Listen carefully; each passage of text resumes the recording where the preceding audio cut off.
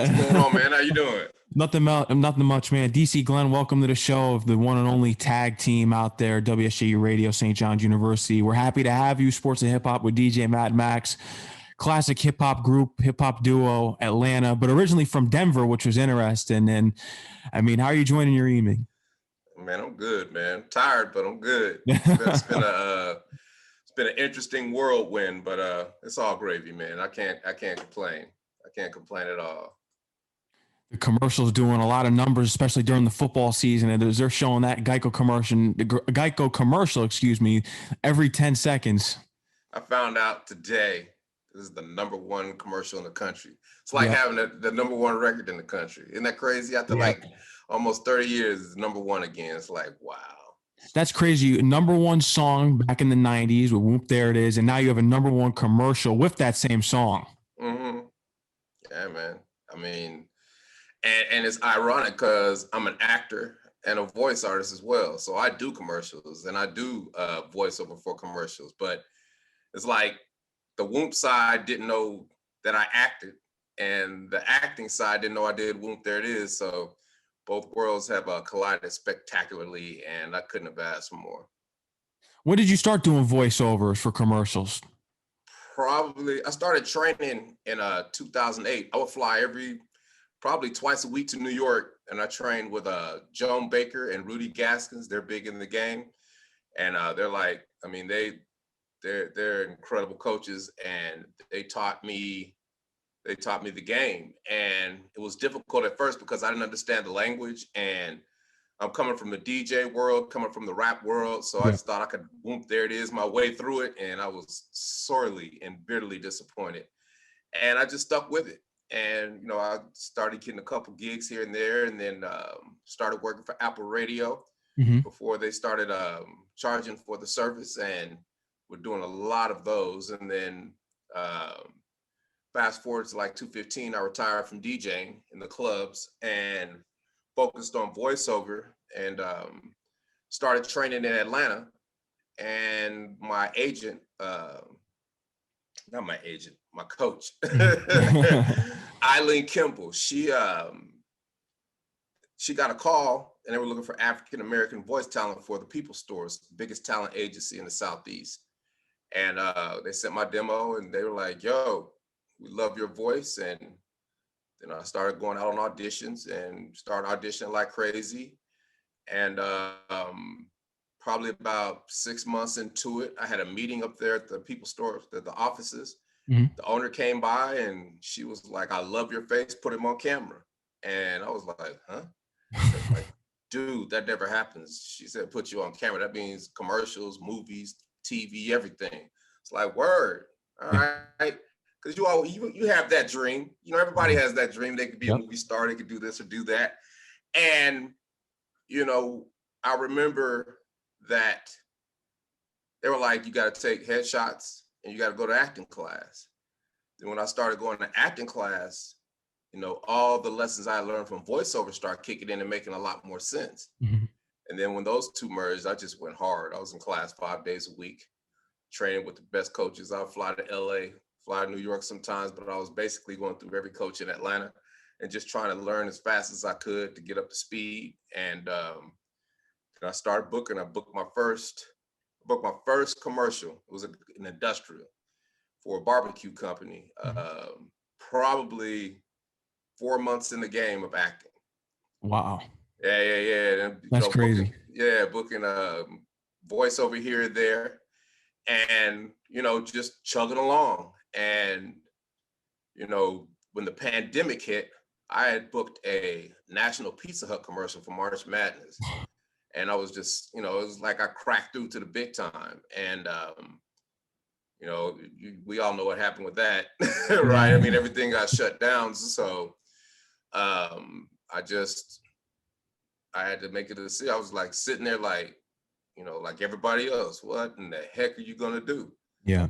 And I decided, it's time to reinvent yourself. What can you do right now to make money? Yeah. I'm like, well, you can sit up here and spit on this U-87 and get your money. because he's right here. You right. We inside now. So, and I said, okay, well, you better get good at it. And I went back to the beginning. I went back to 2008 because every class I take, I record, and because you just can't retain all that information. If you go to a class for an hour, you're only gonna remember about 5-10 minutes of it. And everybody say they can, but I know I couldn't. So I record every damn thing, and I've got it cataloged and organized. And I went through and listened to the 10-year-old, listen to me 10 years ago. Mm-hmm. And I could hear, it was disappointing and heartbreaking, but at the same time, it was exhilarating and inspiring because, I heard myself as a person who was not as humble as I should have been. I heard a person who thought he could just whoomp, there it is, his way through shit. You know what I'm saying? I thought, and I'm thinking I'm DC the Brain Supreme, I could do anything. And I still believe that, but there's a point where you have to really listen to people when they're talking to you. And going through and, just hearing how bad I was at voiceover, hearing how it's like your first rap or your first radio podcast, or you just go back and you listen to that and you really listen to it without turning it, or, you fight through it. And, it was disappointing, but like I said, it was inspiring because it all started making sense. And then, the holes started filling. Mm-hmm. And my weaknesses turned into strengths. And when I got through 30-hour lectures of what I had learned, I knew every aspect of voiceover inside out, knew how to practice it, knew how to perform it. Mm-hmm. And I started booking instantly. And we're talking like March, April. In April, my acting coach calls me from LA. She's like, "You willing to travel?" It's like, "Yeah." So I got a movie for you, because they're letting everybody film in Nebraska. Nebraska was like, "We're not closing, so you guys come up here and film." Went to Nebraska, filmed my first movie, right? Mm-hmm. Called My Corona. And that was cool. That was the week of George Floyd. So it was just chaos all over the world, except where I was at, in the middle of a cornfield, looking up at the stars, in peace. Right, doing what I love. And came back to Atlanta. It was Armageddon. I came back a couple of days after everything kind of went crazy, but it worked out. And then I got called from another producer for another movie, and I was in the middle of Georgia. Then got another voiceover gig, and then just been booking. 2020 was an incredible year for me, right? Yeah. And just training, and then I get a call from my agent saying GEICO wants to book you. Mm-hmm. And I'm like, really? It's like, I didn't even audition for GEICO. And it's like, well, they called us. And the reason that happened is because in 2012, when everybody thought Obama was in our video, remember that? Yeah, I remember that. Yeah. Obama was in the video. I could have really capitalized on that, but I didn't, because we didn't have a website. We might do 1 or 2 shows a year. We're doing halftime shows, stuff like that, because I was making money. We always doing our thing. And nobody could find me. And I vowed right then and there that would never happen again. And, I've always been building websites here, doing fashion photography, all the things that you would do as a media company to, be self-present, to do things yourself, right? I learned how to retouch, learned how Photoshop. I've been doing it since day one, learn how to cut video, learn how to edit, learn how to write, the whole nine. And I started learning about SEO. And well, that's important. That's really important. That really gets your name out there. That's the most important thing. Yeah. And it was, and people think, wow, he learned how to do all that. And I was like, no, that was hard. It still is hard. Yeah, right? It is. Yeah. People don't understand how difficult that is, but I love a challenge. So I fought through it, and I was in the club. So I said, what better way to learn things is to practice all those things through the club. So building a club website, taking pictures, making the club hot, trying to figure out what marketing tactics work here, there. And I was good at it because everybody was in the city was following me, right? So, and this goes back to the 90s, everybody's following. I did calendars, everything, just anything to be innovative, right? And, you know, fast forward 2016, I was like, I'm gonna just build this damn tag team site myself. Cause you try to find people to build your site, they can build it, but they don't know SEO. So they just building a picture site. Like, I need people to find me. And 2016, I built tag team site. Actually, I built a t-shirt. You know, I had a t-shirt company at first because I retired DJ in 2015. I built a 700-page site, which was a big mistake. I should have started with one. I should have started with one t-shirt and just sold the crap out of that t-shirt and then added another one. And then, you know what I mean? But I wanted to go big, and that was a big mistake, but I learned. And I just built the tag team site. And 2016, you type in tag team, and all you saw was wrestling. You type in tag team WWE, now, probably all you see is tag team. Yeah. You see what I'm saying? So I learned it well. And, you know, that has served me well, you know, because GEICO called my phone because they got the phone number off the website. Because I got a phone just for the website, right? Yeah. And they couldn't find, I didn't call them, you know, it was like, they really was trying to find us. And they went to my IMDb, which is my actors portal for actors, and found my agent and called my agent. So because I left those breadcrumbs, left my profiles, you know, so many people got so many social media profiles and they're not filled out correctly. People don't, like, you can't do that. And it was filled out correctly, and they called them, and I let my agent make the deal. And they did an incredible job, and we all got together, and, you know, the rest is kind of, you know, history. You know, once we solidified the deal, then my acting kicked in. It was like, okay, what are we gonna do? Because first it was like, you know, the emails they were sending us, they were thinking like, well, we're gonna do like Soup, There It Is. And I was like, okay, this is gonna be like some Seinfeld soup, Nazi stuff, something. What is it? What is this going? You know, I'm trying to figure out, just putting my acting hat on, what is this gonna be? And then they finally came up with it. You know, it's gonna be about ice cream scoop. There it is. And that just hit me hard because, you know, my father passed away a year ago, and one of the indelible memories. But no, like, it was like the perfect passing, right? Because, you know, he had been ill, but he didn't have cancer. He was just old. And he passed away in his own house, in his own bed, in his sleep, on his 82nd birthday. Wow. I couldn't ask for nothing more. Like, if I would ask for anything more, I'd be greedy. And there was nothing left unsaid, nothing left undone. So that was a great, not a great experience, but that was a very positive experience for me, because my parents had prepared me for death all my life, right? You know, and especially my mother. So, you know, GEICO, you know, I'm thinking, man, ice cream. I remember me and my little brother, we used to be in the driveway, and my dad we'd make our own ice cream. Yeah. You know, he put the eggs and the milk and the vanilla and you know, a little salt, some sugar in a bowl, and put it in the cylinder, and put it in a big wooden thing, and he'd be like, all right, now crank it. And I'd crank it for 5 minutes, and my brother would crank it for 5 minutes. And 20 minutes later, we got big old spoons eating ice cream in the driveway that we made, right? Yeah. And, you know, that was my essence. That was the essence of what I want that commercial to be.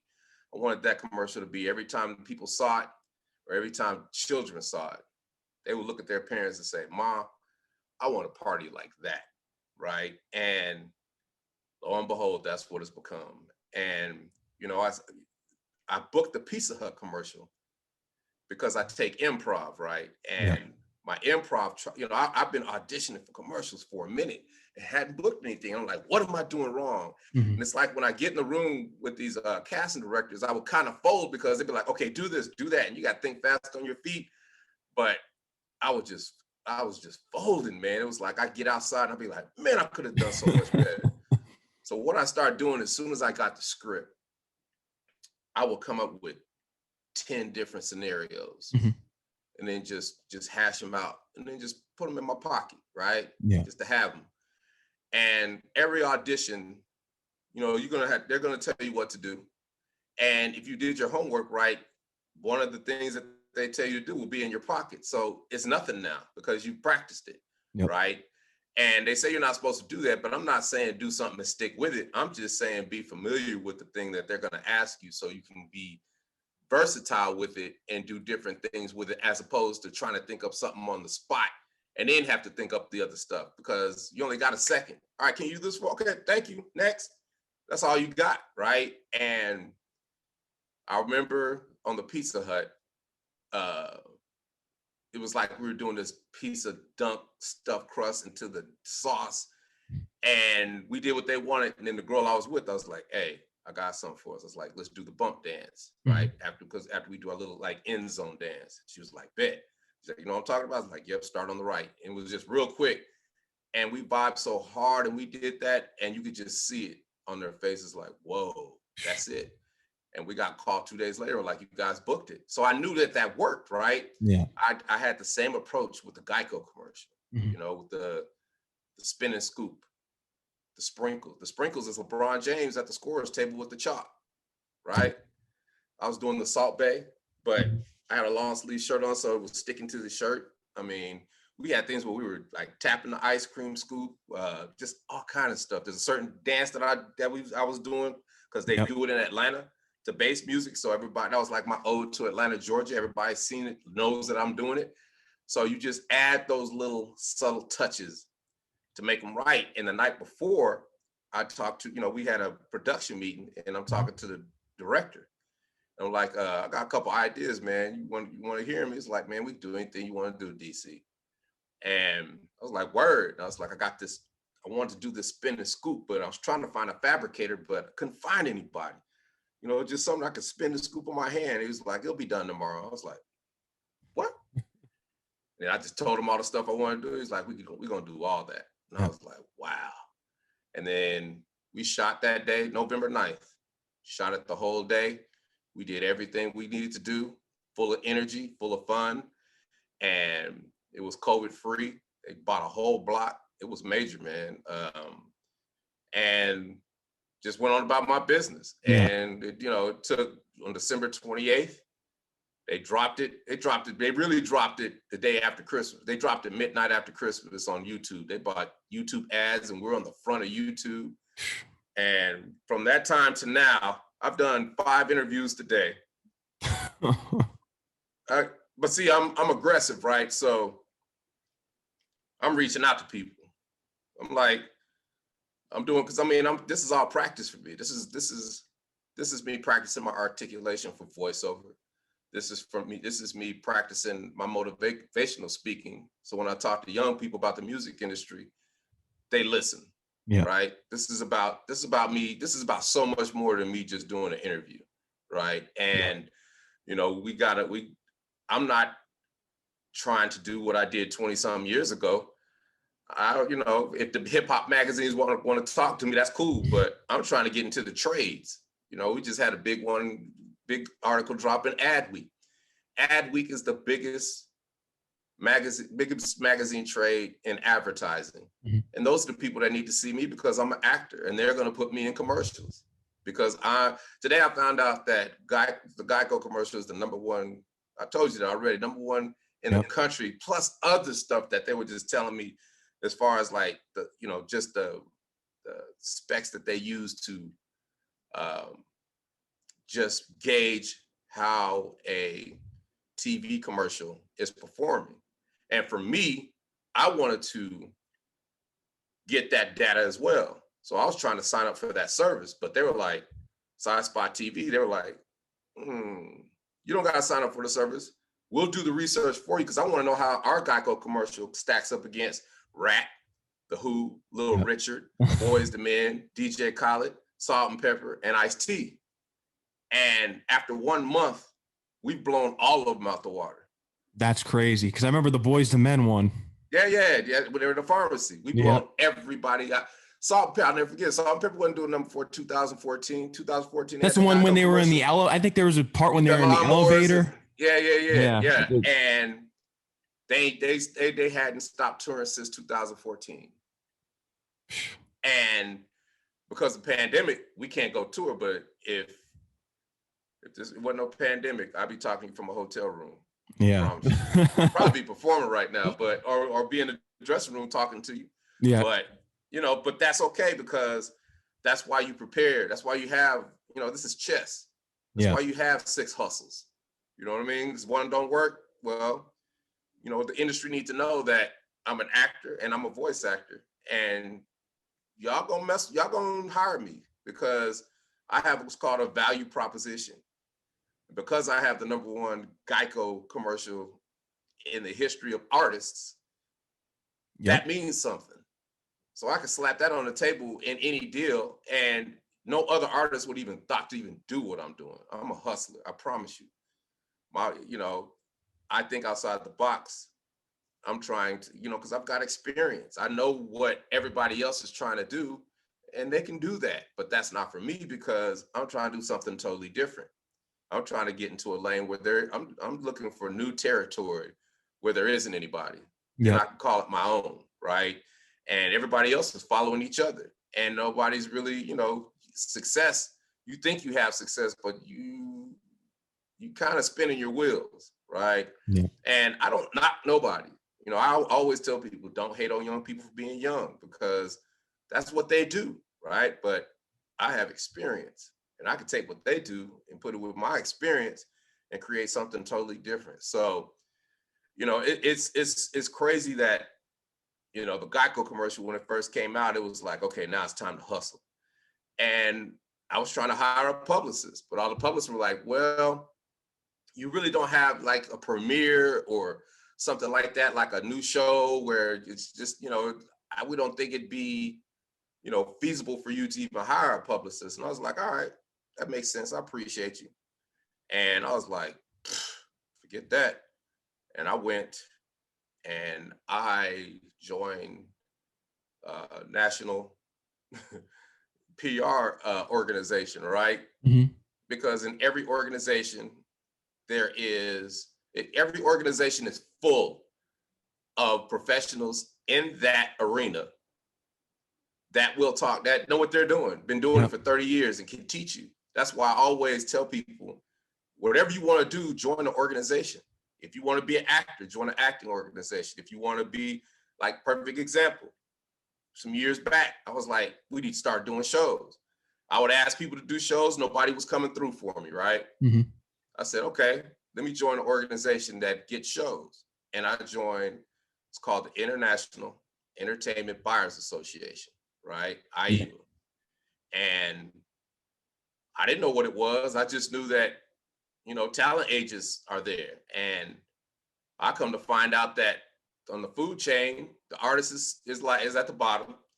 Then it's the manager, then it's the talent agent, but then you have the talent company who hires the talent agents. And then you have the buyers, who are the people who put on the shows. And then you have the venues. And then you have the corporate buyers, right? So you got this hierarchy of people who purchase entertainment.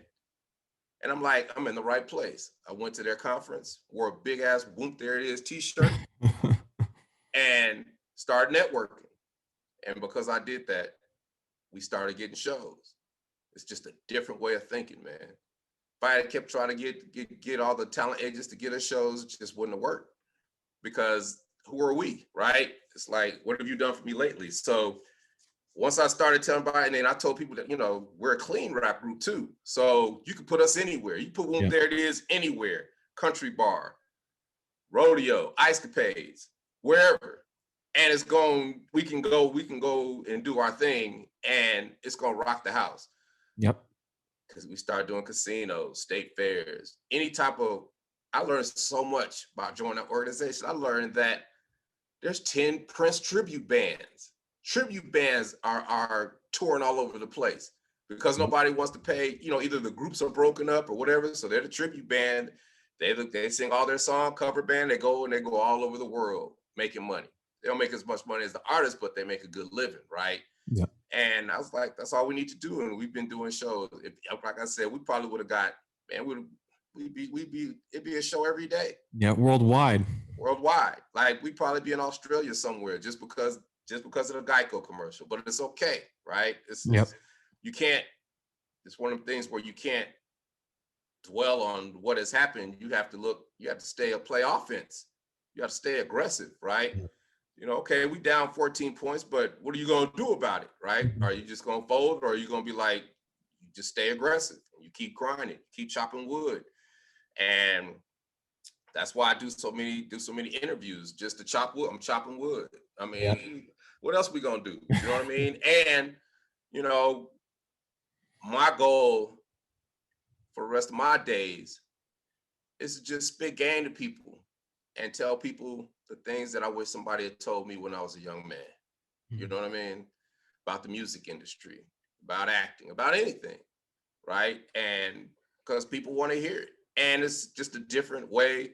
It's a different way and a different perspective than anybody else that you probably would interview, right? Mm-hmm. So I'm just, you know, I'm glad we hooked up, and I'm glad to be here, and I'm hoping I'm answering all your questions. Yeah. I get to just, like, it happens every time somebody asks me one question and I look up, it's a half hour later, because I do these all the time, and I could tell my story 120 different ways, right? But, you know, I can kind of tell what you want and what you want your listeners to hear. And, you know, for me, it's more inspirational than just me talking about tag team. Everybody know about tag team. Yeah. But it's like, what did you do with that? Like, a lot of people think, you know, it's a beautiful thing for me right now, because everybody gets to put a face with the song. The song has always been bigger than us, right? Mm-hmm. And that's a good thing for me, because I'm not a rah-rah dude, you know. But at the same time, it's good that all these kids that came up knowing the song, and everybody who never seen us, get to see us now. Yeah. That's special. So, I mean, that's just so, I mean, working with GEICO, working with the Martin agency, that's the ad agency that's doing it. I mean, we're grinding, and it's just, I mean, I can't even imagine the Super Bowl commercial. You know what I mean? It's like, it's just going to be crazy. So it definitely has been a good thing that this has happened. And all I'm trying to do is be prepared for whatever comes my way, right? Yeah. So preparation is the key. And if, you know, somebody says, hey, John Favreau says, hey, I got a spot for you, The Mandalorian, I'm ready. Put me in the game, coach. You know what I mean? That's how I'm looking at it. You know what I mean? That's how you have to put stuff out in the universe for it to come back to you at all. Yeah. It might not come back to you for 2-3 years, but you got to put it out there, right? Yeah.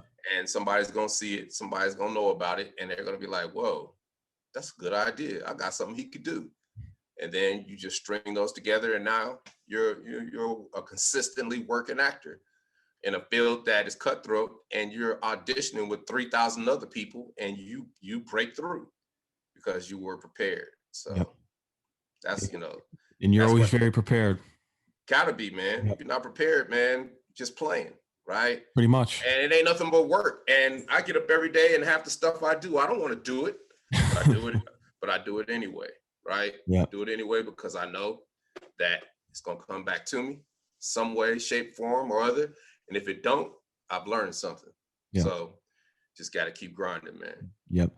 What movie, and it's very interesting, and you're definitely one of the most unique guests that I've had, because you don't want to just talk about yourself. Like you said, you spit game, you give a lot of advice, and a lot of people listening right now, you're talking to the college base right now at St. John's, and they need influencers in their life, people that'll help guide them and give them important advice. And you're someone that's had a bit major hit song that's lived on generations. You've basically reinvented yourself with the GEICO commercial, and you got more on the way here. And if COVID wasn't such a detriment right now, you guys would be on tour all over the world, and you'd be proving, hey, we're from the 90s and we still can live on. And something that I like about you guys is that with the party hits, the 90s party hits doesn't get that much exception, because everyone likes that grimy 90s hip hop. But those 90s party hits were fire too. And the 90s party hits are way better than the party hits that are made today, because they're fun and you can have a great time with them. And you understand what people are saying. But yeah. I'm not gonna go there, because this is just how they be. Like we were influenced by lyricists. We were from the beginning of hip hop. Yep. You know what I'm saying? I started DJing in 1982. That's the beginning, right? For me, And been a DJ all my life. I understand the concept of hip hop. Concept of hip hop is to rock the party. Period. That's right. There is nothing else, right? At Control the beginning, crowd. what was it? 2 turntables and a microphone to do what? Rock the party. Even, then, Planet Rock, the whole B-boy, breaking, dancing, boom, to what? Rock the party. Yep. Even when it got, ghetto and boogie down Bronx and all that, what? What? To rock the party. Everything is to rock the party. R&B to rock the party. Concerts, everything. The whole 90s was to rock the party. Yep. Even the grimy stuff, you might consider what? Jump around. Where were they at? In a bar, rocking the party. Yep. Always the same. And until the end of time, they're going to be weddings. They're going to be bar mitzvahs. People are always going to want to celebrate and rock the party. So there's always going to be a space to make music like that. And nobody just is looking at it like that. Everybody's looking at it like, I want to be a star. What I got to do to be a star. So then sometimes they might not put the effort into it that you would need to really make good music that really touches people and can last throughout time. Because, every year there's 2 or 3 people that become super hot. You know what I mean? But that's 2, 3 people out of thousands. Yep. Thousands, right? So what are you bringing to the table? Are you bringing what every other rapper brings to the table? The stories of all the stuff in your hood and all the stories of what you think is popping or what you think people want to hear? Or are you bringing something that of value to people that is gonna outlast you, right? And I can't sit here and say that I thought Whoomp There It Is was gonna live forever. I knew it was gonna be big, but there came a certain time around like maybe 2008. I was like, okay, I'm straight. I'm always gonna be able to make money off this record. So now it's about how do you ensure that, right? And ensuring that is if anybody thinks about it, they can find me. And that's where everything is a part of everything else. The SEO is a part of all of it, because if somebody needs an actor for this or a voice actor, whatever they need, if they're looking for it, they'll find me, because I know what the proper search terms are that represent me and what value I can provide to people, right? So it's so much deeper than just me wanting to be a star. So I tell young people, learn how to be found, right? Search engine optimization, once you learn it, is not that difficult, right? Building websites to me is more difficult than search engine optimization. And for a lot of people, building websites is easy, but it's hard for me, man. I was like, man, why can't I? But then I know how to curate my own content. There's you got to take what you know how to do and gain some type of mastery over it, right? So that's why I'm a baby actor. I've been acting 3 years. I'm a baby, but it's brand new. It's a new. This for me, I feel 20 all over again because I'm doing something new. Yep. Most people just give up or waiting for pre-pandemic conditions to where they can get back to their lives before there was a pandemic. And I'm like, you do that, you're gonna be sitting around for a long time, because it ain't coming back. We ain't doing shows for another 2 years. I don't care what nobody say, right? I'm not even thinking about no shows. I'm thinking about just gaining mastery at the things I have control over, which is my hustle. Yep. My hustle, I have 100% control over. How hard I work, how hard I hustle, how hard I network, how hard I learn how to learn. You got to learn how to learn, right? And, a lot of people say they hustle, and it might be true, but the pandemic proved that you could think you hustling and you not, because you revving that engine, run, right? But you look outside and you stuck in mud. Your wheels are spinning. You stuck in mud, right? You ain't going nowhere. And that kind of slaps you in the face. That's why you have to reinvent sometimes. That's why, this is like the first time in history for us that it is truly survival of the fittest. Yep. Like, we in the motherfucking Serengeti out here. You know what I'm saying? Yeah. Like, people might not realize it, but we are. You know what I'm saying? It's like, it's survival of the fittest. How are you going to adapt? How are you going to move forward? How are you going to separate yourself from the pack? How are you going to stay safe? How are you going to, all these questions come into, it's just a serious survival game. And a lot of people might not think that because everybody, you think you're invincible at some point in your life. And this is a lot of people think they're invincible right now, but there's a lot of people out there that are not invincible. And life will show you how you're not. So you just have to be prepared, and you have to adapt, and you have to move forward. And, I'm just a real positive guy. You know what I'm saying? I can't help it. I've learned the ability to take sadness, anger, loathing, fear, all of that, right? And use it, right? Don't be mad, use it. Well, how am I gonna use it? Well, if I'm sad because I miss my daddy, use it in acting. If I got a script, oh, you need a little emotion? Cool, use it. Then you get it out, right? Yep. So for me, but I've learned how to use it in other things too. I've learned how to use it in my writing. I've learned how to use it in how I learn. I learned how to use it in the challenges that hit me, how my tenacity, my hustle. You use it. You can use every single negative emotion that comes your way, and then you don't have to deal with it, right? Yep. Because you got it in your back pocket and it's in you, and you just use it when you need it. And I learned how to do that, man, and not too much phases me, man, because I'm like, okay, people start talking negative or stupid. I'm like, okay. But I remember that and I use it in some way, shape, or form. So it's just about, I'm not gonna say mind control. It's just about, man, you gotta want it more. You gotta, you gotta want it more. And the key that I think, this is the key to me. You guys are in school, right? And the key to it is to learn how to learn, right? Perfect situation. So I hate reading, right?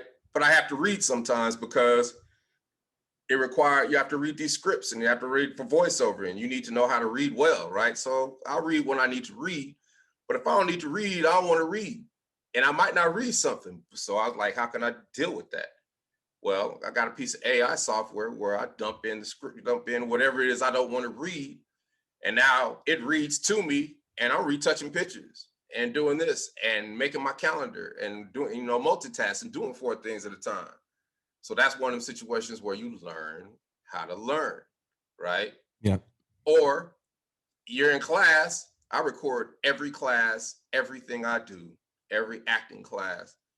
And because you only go, like I said, you only gonna remember a certain amount of it, but then I got AI software where I could take that lecture, dump it into AI software, it makes a transcription for me. Now, not only do I have the transcription in Word form in a PDF, but the AI software will read that PDF back to me and have markers all on it. Now I'm retaining it full stop because I'm hearing it, I'm reading it, and it's there if I need it. And I can pick and choose what parts are the most important, go back over it and just listen to it because I hear like, wait a minute, I need this part. And then once you go back over it a couple of times, you know it now because you know it's important because it stopped you in your tracks. Learn how to learn, right? That's right. And that's how I write lyrics now. I don't write lyrics. I'll throw a beat on. I'm a better rapper than I've ever been in my life. And it's just, for me, it's just, that's what I love to do. But I'm not trying to put out a record, but I am trying to make a jingle for an ad agency. I am trying to, be a theme song for a television show or make a song for a movie. That doesn't require anybody validating what you do. And by the time they figure out that you've done it, it's already done and you've been paid 6 months ago. And I know what's coming up because I audition for all these things a year in advance. So why wouldn't I be in that lane? Because that lane pays up front and quick. Yep. You ain't got to deal with no record company. You ain't got to deal with nobody trying to steal from you. Simple transaction. You put the stuff together and you making money. Licks, right? But, I had to learn how to learn again. I used to use drum machines. I used to make beats like crazy, but technology passed me by. Yep. So now the technology has to meet creativity. So now I got tutors to help me one-on-one because all these teachers were like, I'm not being with them nasty ass kids in the classroom. They're all on tutor sites now. I use a site called Wyzant, WYZANT. Any tutor you need to help you with anything, they can get on Zoom with you and teach you. I've learned how to use all the drum machines, all the DAWs, all the music stuff. I am up to speed now, right? Yeah. And like I said, writing lyrics, throw on a beat, boom. Just start freestyling, just start writing. Don't even think about it. And then all of a sudden, wait a minute, ooh, that's a line. That's a dope line.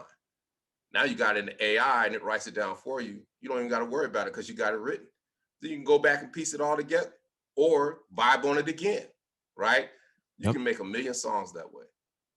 But if you sit there and trying to write it and trying to think of stuff, it's just too much. It's too much to block you, right? So I'm not saying that's the way, but I'm telling you, it's made my life easier. And that's one of them things where you just got to learn how to learn. So my biggest thing for everybody who's listening to this podcast, learn how to learn. The AI software I use is called Otter AI, OTTER.ai. And then you can use any reader. But I mean, the combination of those two helped me learn stuff 10 times faster than I would on my own. Yeah. And it's not cheating.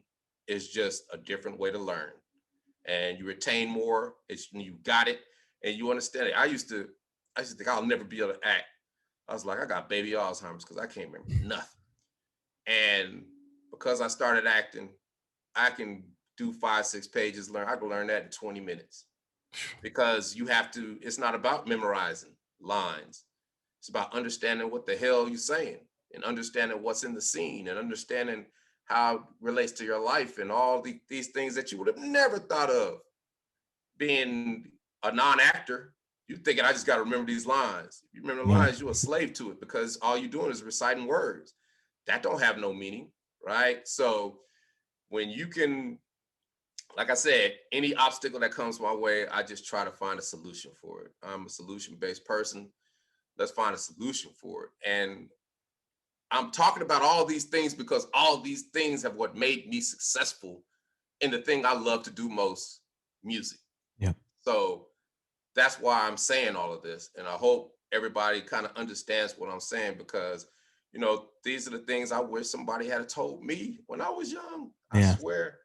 You know, if you're trying to get in the music industry, before you do anything, learn about music publishing.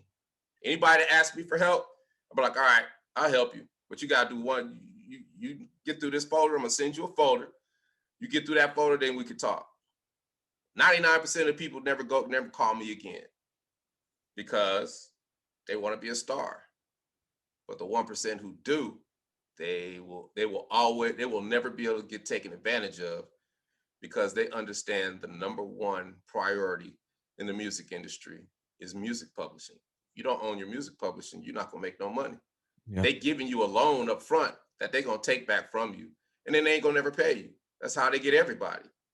And if you know music publishing, can't nobody beat you out your money because you can have a mediocre song, and if you have your publishing, you can make money off of your mediocre song for the rest of your life. Yep. Because you own the rights to it, and you can work your record forever. You can submit it, you can get the money for it, right?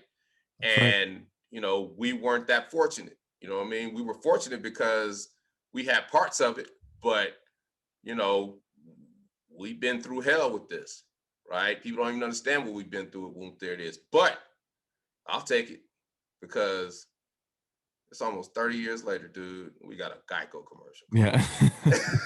You know what I'm saying? Come on, man. Something that's interesting, and congratulations on that, being able to just, that song is just an anthem for parties, and it's all over the world, and it's continued for years and years. But you mentioned a song in the movie. Let's take it back to 1993. I think you know where I'm probably going with this one, as I'm a horror movie fan, and it's good around Halloween time. Oh, Family, where it is. Yep. Yeah, I mean, it was an opportunity, and put the track together, and you know, got to just cool that we got to do it. You know what I'm saying? And you know, you don't realize what you're doing at the time. You know what I'm saying? It's just having fun, and I'm glad we was able to do it. It would have been nicer to have been in a movie, but you know, it's a trip because everybody listens. Everybody always tells me, yeah, I was seeing the Addams Family the other day. I always wait till the credits so I can hear y'all song. I'm like, really? It's like, wow. And those things were fun back then, but we didn't know what was going on. We were just doing them, right? Like something like that today, there would have been a lot more strategy and how to really put it together and really think about what we were trying to do, right? But you can't, you can do that all day and then you'll be 70 years old and bitter and wonder why you ain't got nothing, right? So you can never do that. You just got to keep moving forward. But I'm happy about it. You know what I mean? That was part of it. And Elf, when it was in Elf, Ferrell's dancing to it this in the is actually mailroom. this is actually our second GEICO commercial. They had one before 2015 barbecue winner. Mm-hmm. It was in that one. So I mean, it's like we've had success all over the place because even when you can't get it from the record company, you still can get it from the Screen Actors Guild because you're a member of SAG. So that's why you're a member of SAG, so you get treated fairly, right? Things like that people don't know. And, we've been able to make a good living off this record for a long time. So I really have no complaints. Mm-hmm. And we're just looking forward to see what you do in the future with that record and even more. And, people ask me like, you guys gonna put out new records? Like, yeah. that's a kiss of death right there. Why would I? Right? It's like, there it is what I do. Right. Yep. So whatever opportunity comes my way, just be prepared. That's all. And they're gonna come again. It's gonna come around again. It always does. And you just gotta be prepared to take it and whatever you're doing, to bring that shine to whatever you're doing, and that exposure to what you're doing, so you can work and so you can take it and be have a hit record in something different, have a hit movie, or be the voice of a brand for 100 commercials, right? The GEICO dude's been doing GEICO commercials since the beginning. His voice has been the voice of GEICO. The voice of Mercedes-Benz has been the voice of BMW, Allstate. Those dudes have been doing the voiceovers for years. Yep. And those are chunks, right? Everybody's goal is to do national commercials. So now I'm with the #1 marketing agency in the world, and we just shot a GEICO commercial. So I'm pretty much hoping to be casting in a lot of stuff they got coming up. Yeah, that's what's crazy about this being the #1 commercial as far as artists go on GEICO. You could be the lizard. You guys can be the lizard version of the GEICO for artists, where you guys become a staple for that brand. The biggest commercial was the caveman. The caveman commercial. Yeah, that's right. Biggest. Yeah, that's the biggest of all time. And then, but this is not going anywhere.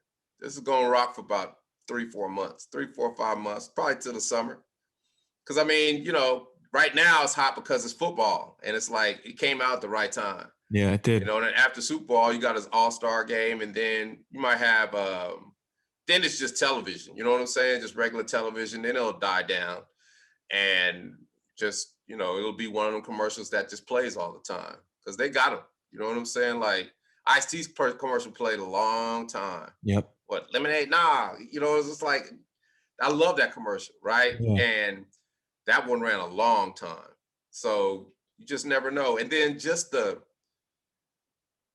overwhelming response for it. I scour the internet every day, and it's just always tons of just positive things being said about that commercial, and little kids loving it, and parents just happy about it, and just telling the stories. And it's just like, it don't stop. So, we're in the process of putting together a Scoop There It Is challenge. We're gonna have like Scoop There It Is challenges. We're gonna have Scoop There It Is day. I'm gonna milk this thing to the end, boy. Yeah. Got to, what I mean? You got to. But that, I can tell you most artists wouldn't even be able to even talk to an ad agency like I've been working with them, right? Yeah. Like I'm tenacious. I'm like, look, I've got value and I can bring it to y'all, and we can make this thing last a long time. And whatever you want to do, we can do. Mm-hmm. Let's do is all the press we can do. I want Variety. I want Hollywood Reporter. I want them all. Right? Yeah. I want all the trades because I want the industry to know of my value, and that's important to me. And they've been, we've all been good partners. Everybody is elevating because of this. My talent agency, the People Store in Atlanta, Martin agency don't need no elevation, but they're happy, right? Because last year they were the ad agency of the year, and then they start off the year with this. And now I'm just, every day is a couple more articles being written just at random about this commercial. And I reach out to them. I say, you want to do a follow-up? Holler at me. Everybody wants to follow up. That's so it's good. like I've gotten 2 commercials out of 1, right? That's hustle. Ain't no artist doing that. Artist is like, my manager should set this up. I'm done, right? And then that's why he plays for a month. You got to be proactive, and you got to get in there, and you got to get in the trenches. And when you're in the trenches and people see you in the trenches and how hard you work, you develop relationships with all those people that you interview. And then you become friends. And then you can call on them when you need to do something big and let them be the first in on it. You know what I'm saying? If I ever get a big movie or something like that, I know who I'm calling. Yeah. Because they showed me love at the beginning, right? So it's just about relationships, man. You don't burn bridges, even if they're worth burning. Leave them up. Yep. You never know. You never know. So, hey, man, that's all I can say. Yeah. I also remember when you performed halftime at the 49er game. Wow. Yeah, man. Us, Biz. Get well, Biz Marquis. Yeah. And Freedom Williams. But we do stadiums. Do you know how good it feels to be like, bitch, we do stadiums. Yeah. You know how good it feels to say that? Because it's true. You know what I'm saying? It's not, there's an asterisk next to that. It ain't like, okay, you fill the stadium full of people to come see you. But man, when we do stadiums and arenas, they know we're there. And that energy level goes up. So I know the value of it, right? And we've done pretty much every NBA team. I was about to really start going after the 7th inning stretches and the hockey games, before the 3rd period. Just try to be innovative in the approach of performing for events like that, because it's there. It's there for the picking, and every artist can't do that, right? Every rap artist can't do that because they don't touch rap. It's just got a connotation that just people don't want to touch it. But if you set it up right, and they know you got a clean record, and Whoomp, there it is. It's not even a clean record. Yeah. You hear the edits when you listen to the song. You hear it in there. They just think little kids are singing that. You think it's a clean record, and it's not, right? But I'm not gonna argue with you. Mm-hmm. So, hey, man, I gotta go, man, because I've been grinding all day. Yep. And I'm very sleepy. Yeah, I know you are. I wanted to get in one more question, actually. Yeah. The Hammer House Party. Mm-hmm, that tour. How was that? That was good. I mean, kind of the I Love 90s tour cannibalized it a little bit. Mm-hmm. So by the time I got to Hammer's House Party, there were dates, but then it was a lot of cancellations too. So, I mean, it was cool. It was, when we got to perform, it was good, but we got canceled a couple times. And overall, it was a good tour. I like that tour because people was very happy that we was around. And then, you just seen all the Hammer pants out there. So definitely had a following. I think it was, it was, for the most part, it was us, Biz, 2 Live Crew, Mr. Mix. Yep. Mix a lot. Kid Play sometimes. Who else? Mix a lot. And then a couple. Was Vanilla Ice out there? No, Vanilla Ice didn't do that one. Vanilla Ice, his main one was the I Love the 90s tour. Okay, yeah. And then Salt and Pepper came. They got the second round of I Love the 90s tour. Yep.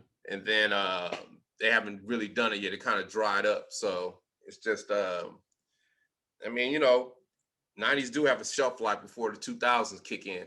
You know what I mean? So it's just, everybody getting older, and you just milk it for what it's worth as long as you can. But it's something about the 90s though, man. Because there's something about the 90s, man, because it's just different, right? I think it's the beginning of a lot of things, right? The 70s and the 80s was, I guess that was just, music was trying to find its way, but it really solidified in the 90s. Yep. And then in the 2000s, it kind of started straying, right? Yep. Then, after 2010, it was just like, it is what it is, right? And so that's why I think 90s worked so well, because everybody remembers we used to party. That's when times was good. Those were the Clinton years. That was the beginning of the internet.